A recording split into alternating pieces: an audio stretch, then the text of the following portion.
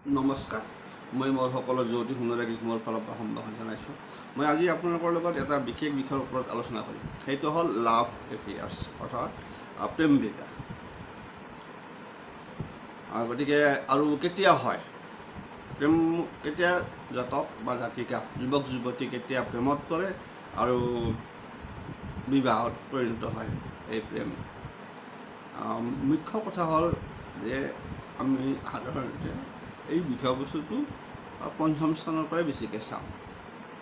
যেনেকৈ পঞ্চম স্থানটো আমাৰ বিদ্যাস্থানো হয়, পুত্ৰস্থানো হয়, সেইদৰে সেই পঞ্চম স্থানটো কিন্তু প্ৰেমৰো স্থান হয়। গতিকে যিকোনো বিষয়বস্তু এটা চাব গ'লে পঞ্চম স্থান খুব গুৰুত্ব দিয়া যায়, বিভিন্ন ধৰণৰ উচ্চ শিক্ষাটো দিয়া যায়। এতিয়া এটা বিষয়বস্তু নহয়, এনাই যদিও পঞ্চম স্থান পুত্ৰস্থান কোৱা আছে, বিষয়বস্তু বিচাৰ কিন্তু বহুত অন্য ধৰণতো আছে। তথাপিও প্ৰেমৰ ক্ষেত্ৰত পঞ্চম স্থানৰ উপৰিও কেতিয়া আমি লক্ষ্য কৰিব লগা হয় কিছুমান গ্ৰহ আপোনাৰ অৱস্থান লয়।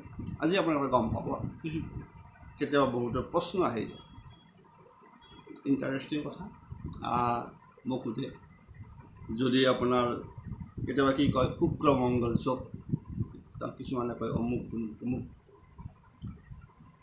সেইটো শুক্ৰ কেতু যোগ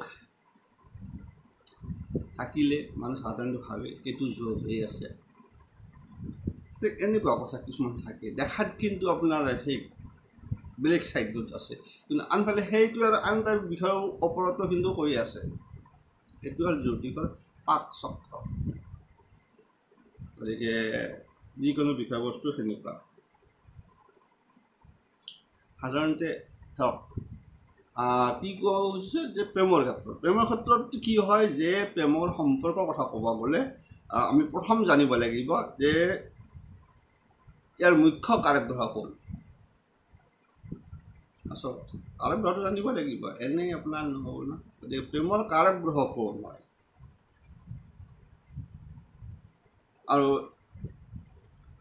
মুখ্যতঃ দুটা গ্ৰহ ইয়াৰ কাৰক থাকে। এটা হ'ল আপোনাৰ শুক্ৰ, আনটো হ'ল চন্দ্ৰ। গতিকে এই দুটাই হ'ল, কাৰণ শুক্ৰই আমাক যিটো মানে ভোগ লালসা লিপ্সা আপোনাৰ যিখিনি আমাৰ জীৱনত আছে সেইখিনি শুক্ৰৰ পৰাই থাকে। আৰু চন্দ্ৰ হ'ল মনৰ কাৰক গ্ৰহ, এতিয়া আমাৰ মনটোও কথা। গতিকে স্বাভাৱিকতে কোৱা আছে যে প্ৰেমৰ মুখ্য কাৰক গ্ৰহ হ'ল দুটা, এটা হ'ল শুক্ৰ, এটা হ'ল চন্দ্ৰ। এই দুটি গ্ৰহই আমাক বিপৰীত লিংগৰ প্ৰতি আকৰ্ষণ ঘটায়। আমি যে প্ৰেমত আচল মূল কাৰণ এই দুটা গ্ৰহই আমাক কি কয় বিপৰীত লিংগৰ প্ৰতি আকৰ্ষণ ঘটায়। এই আকৰ্ষণৰ মূল কেন্দ্ৰবিন্দু কিন্তু শুক্ৰ। দুটাই ঘটায়, কিন্তু আকৰ্ষণৰ মূল কেন্দ্ৰ কিন্তু শুক্ৰ। আনহাতে আমাৰ মনৰ কথা ক'লে চন্দ্ৰৰ অৱস্থানৰ কথা আহি পৰিব। আৰু মনটোৰ কথা আছে নহয়, মনটোতো ভাল হ'ব লাগিব, বিচাৰিলে নহ'ব। গতিকে মনৰ কাৰক গ্ৰহ হৈ থাকিল চন্দ্ৰ। সেয়েহে যদি আপোনাৰ জন্ম পত্ৰিকাত চাব দেই, যদিও পঞ্চম স্থান কওঁ, তাৰ বাহিৰেও কিন্তু কথা এটা থাকি গ'ল যে কি কৈছে যে শুক্ৰ চন্দ্ৰ, যদি আপোনাৰ কুণ্ডলী খানত যদি চন্দ্ৰ আৰু শুক্ৰ যিকোনো ৰাশিত অৱস্থান কৰে, চাব যদিও পঞ্চমটো উল্লেখ কৰিছে, আনফালে কি কৈ থৈ দিছে, যদি কি কৈছে, যদি আপোনাৰ শুক্ৰ আৰু চন্দ্ৰ যদি আপোনাৰ কুণ্ডলীত একেলগেই আছে, তেনেহ'লে আপুনি প্ৰেমত পৰিবই। বিষয় চাব দেই, কিন্তু কথাগিলা খুব ইণ্টাৰেষ্টিং। ক'ৰ বস্তু ক'ত গৈছে, ক'ত কি হ'ব, এতিয়া কিছু গম পাব। গতিকে কি কোৱা আছে, যদি চন্দ্ৰ আৰু শুক্ৰ আপোনাৰ কুণ্ডলীত যদি যিকোনো ৰাশিত বহি নাথাকক কিয়, পিছত প্ৰেম হ'ব, সেইটো পিছৰ কথা কওঁ, কিন্তু আপোনাৰ জীৱনত প্ৰেম হ'ব।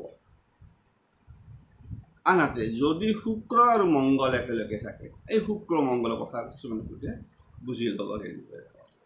যদি শুক্ৰ আৰু মংগল একেলগে থাকে তেতিয়াও জীৱনত প্ৰেম হ'ব। এই জাতকে প্ৰেমত পৰিলে কালৈকে ভয় নকৰে। আটাইতকৈ ডাঙৰ গণ্ডগোল তাতেই। বিশেষকৈ এইবিলাক থাকে ক'ত আপোনাৰ মুখ্যতঃ যদি শুক্ৰ মংগল যদি সপ্তম স্থানত থাকে, পঞ্চম স্থানত থাকিলে বেছি ভয়। গতিকে এই জীৱনত প্ৰেম হ'বই আৰু এই জাতক প্ৰেমত পৰিবলৈ ভয় নকৰে। আৰু ইয়াৰ কাৰণ হ'ল মংগল সাহসৰ প্ৰতীক, এইটো মুখ্য কথা। সেইকাৰণে বেয়া বুলি এইকাৰণে কৈছে, বিবাহিত জীৱনত যদি শুক্ৰ মংগল সপ্তমত থাকে আপোনাৰ একাধিক প্ৰেম হ'ব পাৰে। পঞ্চমটো জানতে আটাইতকৈ ভয় লাগে ক'ত, যদি শুক্ৰ মংগল অশুভ বুলি সেইকাৰণে কোৱা আছে। শুক্ৰ মংগল যদি সপ্তম স্থানত থাকে আপোনাৰ জীৱনত বিয়া কৰাৰ পিছত আপুনি আকৌ প্ৰেমত পৰিব পাৰে। ইমান মানে বেয়া। কাৰণ সেইটো আৰু মই নকওঁ, আপোনালোকে গম পাব। যিবিলাকৰ শুক্ৰ মংগল আছে নিজৰ ঘৰৰ স্ত্ৰী থাকিলেও আনৰ প্ৰতি আকৰ্ষণ, ভয় নকৰে। মংগল থাকিল যি হয় হৈ যাব, ভাল পাব। এইটো হ'ল মেইন কথা। কাৰণ ইয়াৰ মূল কাৰণটো শুক্ৰ সাহসৰ প্ৰতীক। নেক্সট যদি আহি গ'ল শুক্ৰ ৰাহু, এই এটা মেইন। যদি শুক্ৰ ৰাহু একেলগে মুখ্যতঃ পঞ্চম ঘৰত থাকে তেতিয়া জাতক জাতিকাই আকস্মিকভাৱে প্ৰেমত পৰে। বাকী যেন তেন এইটোৱে বিপদ। পঞ্চমত যদি থাকে জাতক জাতিকাই আকস্মিকভাৱে প্ৰেমত পৰে, কাৰণ ৰাহুৱে আমাক ভ্ৰমিত কৰে। মূল কাৰণটো হ'ল ৰাহুৱে আমাক ভ্ৰমিত কৰে। আনহাতে শুক্ৰ ৰাহু থাকিলে একাধিক প্ৰেম হ'ব পাৰে। ঠিক একেই কথা। শুক্ৰ ৰাহু যদি পঞ্চমত থাকে, শুক্ৰ ৰাহু যদি আপোনাৰ কুণ্ডলীখনত বেলেগতো থাকে, এই প্ৰথমটোৰ নিচিনাই কথা নিৰ্দেশ কৰাই আছে। কোনটো কৈছোঁ, চন্দ্ৰ আৰু শুক্ৰ একেলগে থকা যিটো ফল, গতিকে এই একেই কথা। গতিকে ৰাহু থাকিলে, শুক্ৰ ৰাহু থাকিলে একাধিক প্ৰেম হয়। সেইকাৰণে এই শুক্ৰ ৰাহুৰ আন এটা নাম কুণ্ডলীত কিয় আছে, জ্যোতিষত কামুক যোগ। আপোনালোকক কৈ থৈ দিলোঁ, আমি যে কওঁ কামুক যোগ বুলি কওঁ। সেইকাৰণে শুক্ৰ ৰাহু যোগটো বেবিচাৰী যোগ হৈ যায়। মূল কথাটো সেইটো। কাৰণ ইয়াত একাধিক প্ৰেম হ'ব পাৰে শুক্ৰ ৰাহু যদি থাকে। পঞ্চমত থাকিলে বা সপ্তমত থাকিলেতো কথাই নাই। তাৰ বাহিৰেও কৈছে এইটো কথা যে কুণ্ডলীত যদি আপোনাৰ ক'ৰবাত যদি শুক্ৰ ৰাহু দেখিছে, নহ'লে আপোনাৰ প্ৰেম একাধিক প্ৰেম হোৱাৰ সম্ভাৱনা থাকি যায়। আনফালে যদি শুক্ৰ আৰু কেতু যদি কুণ্ডলীত একেলগে থাকে, এইবাৰ শুক্ৰ কেতু দেখাটো একেই বস্তু, একে কথা।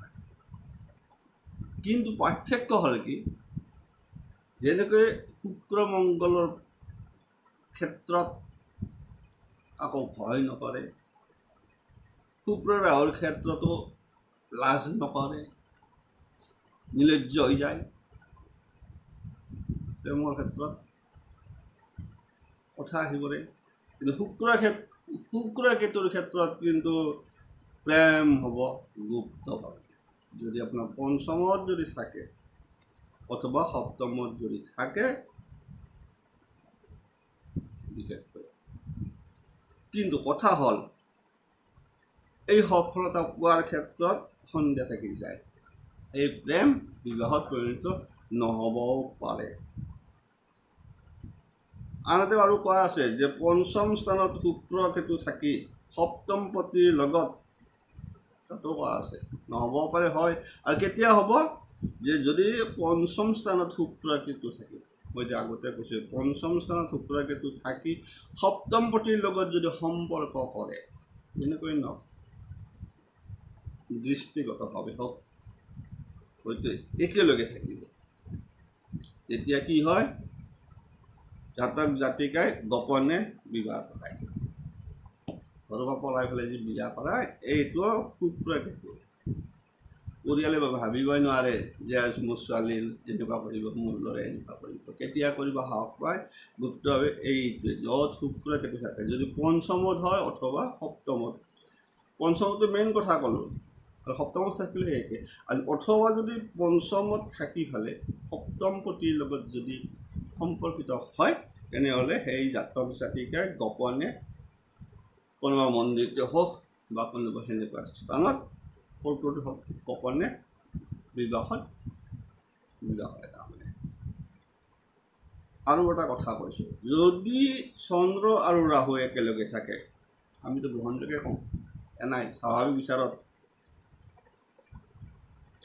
এই ক্ষেত্ৰতো আপোনাৰ কি হয় জাতক জাতিকাৰ জীৱনত প্ৰেম হ'বয়ে প্ৰথমটো ক'লোঁ তাৰ লগত শুক্ৰ চন্দ্ৰ এইবাৰ আহিছে চন্দ্ৰ ৰাহু যদি চন্দ্ৰ আৰু ৰাহু একেলগে থাকে জাতকৰ প্ৰেম হ'বয়ে কাৰণ চন্দ্ৰ হ'ল মনৰ কাৰক গ্ৰহ আনহাতে ৰাহু হ'ল মনক ভ্ৰমিত কৰিব পৰা গ্ৰহ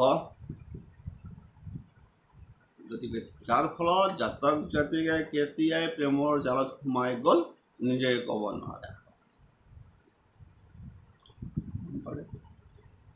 কেতিয়া জালত ফাঁচি যায় নিজে ক'ব নোৱাৰে কেতিয়া নোৱাৰে যদি চন্দ্ৰ আৰু যদি ৰাহু একেলগে থাকে মুখ্যতঃ পঞ্চমতো কথাই নাই তাৰ বাহিৰতো এনেকুৱা চন্দ্ৰ ৰাহুৰ ক্ষেত্ৰত এটা আহি যায় আৰু যুগটো অলপ সেই আমি কম চন্দ্ৰ আৰু ৰাহু যোগ থাকিলে সাধাৰণতে কি কওঁ গ্ৰহণযোগ কিছু খেলি মেলি কিন্তু মুখ্য কথাটো এইটোৱে আৰু এই এটা হৈ যায় গতিকে ৰাহু হ'ল মনত ভ্ৰমিত কৰা গ্ৰহ জাতক জাতিকাই কেতিয়া প্ৰেমত পৰে নিজেই নাজানে গতিকে আপোনালোকে গম পালে যে আমাৰ জন্ম পত্ৰিকাত বিশেষকৈ লাভ এফেয়াৰ্ছ বা প্ৰেম বিবাহৰ ক্ষেত্ৰত মুখ্য কি কেতিয়া কোন সংযোগত কোন গ্ৰহৰ সংযোগ হৈ থাকিলে আপোনাৰ এইকাৰণে কোৱা আছে অকল শুক্ৰই নহয় চন্দ্ৰকো টানি আনিছে আপোনালোকে ইয়াৰ ভিতৰত মুখ্য ক'ত পালে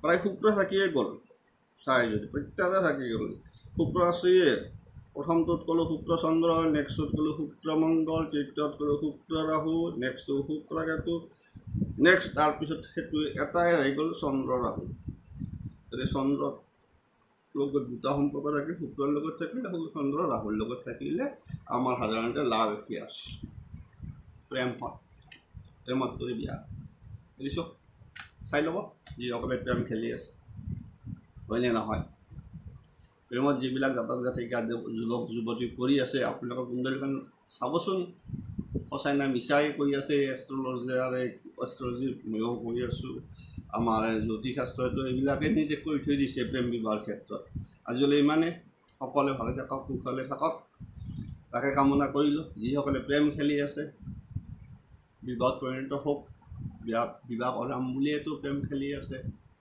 ভাল লাগে ভাল লগাৰ কাৰণটোতো কৈ দিলোঁ আমাৰ এটা থাকিল এটা থাকিল মেইনলি শুক্ৰ এটা থাকিল চন্দ্ৰ এটা থাকিল ৰাহু নিশ্চয় কিন্তু সংযোগ থাকিবই লাগিব এইটোৰ লগত সেইটো সংযোগ থাকিব লাগিব তেতিয়াহে আপোনাৰ প্ৰেম আনকি কোৱা আছে গমেই পালে সেইটো থাকিলেও হৈ যায় গতিকে আজিলৈ মানে সকলোৱে ভালে থাকক কুশলে থাকক যিসকলে আশা কৰি আছে প্ৰেমত পৰি হাবুডুবু খাই আছে চাই ল'ব নিশ্চয় সফল হ'ব এনেকুৱা হ'লে সফল হ'ব কেৱল কেতুৰ ক্ষেত্ৰত অকণমান কৰি দিছোঁ কেতিয়াবা দেখা যায় যদি আপোনাৰ ধৰক কথা এটা কৈছোঁ পঞ্চম স্থানটোৰ লগত কেতিয়াবা কেতুৱে আৰু বিবাহ ভাঙে গোপনে আনফালে নতুন গোপনে বিবাহো সম্পন্ন কৰে যদি সপ্তম পতিৰ লগত কি হয় সংযোগ হয় যদি সপ্তম পতি সংযোগ নহয় তেনেহ'লে আপোনাৰ প্ৰেম কিন্তু বিফল হ'ব পাৰে এইটো বৰ সাংঘাতিক কথা হাঁহ হুমুনিয়া কাঢ়িব ভগা অৱস্থাটো আমাৰ কিন্তু কেতুৱে কৰে, সেইটো কিন্তু কৈ লওক চাই লওক। যিসকল প্ৰেম কৰিব বিয়া নহ'ল আপোনালোকে লক্ষ্য কৰিব, মেইনলি আপোনাৰ কেতু অন্তৰ্দশাতে আপোনাৰ এই খেলিমেলিটো আহিছে প্ৰেমত কৰি। কাৰণ আপুনি যিটো পঞ্চমত থাকিল শুক্ৰ থাকিল, তাত আপোনালোকে দৃষ্টি কৰি থাকিল কেতু নহয়, কেতুৰ দশা আহি যাব পাৰে কেতিয়াবা, এনেকুৱা সময়টো হয়। আৰু মুঠতে আপোনাৰ অকণমান খেলি মেলি থাকি যায় কেতুৰ লগত। যদি চব